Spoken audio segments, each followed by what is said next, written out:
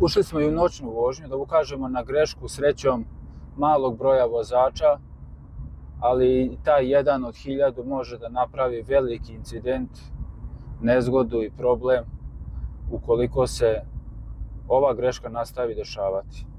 O čemu je reč? Dakle, reč je o nepaljenju svetala. Ne znam kako vozačima u noćnim uslovima može da se desi tako nešto, jer kontrolna tabla ispred nas svakako kada sija nam govori da smo upalili svetla, makar poziciona.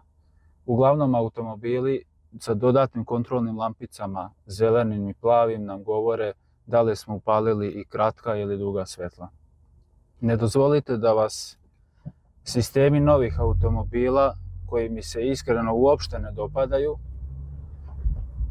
prevare.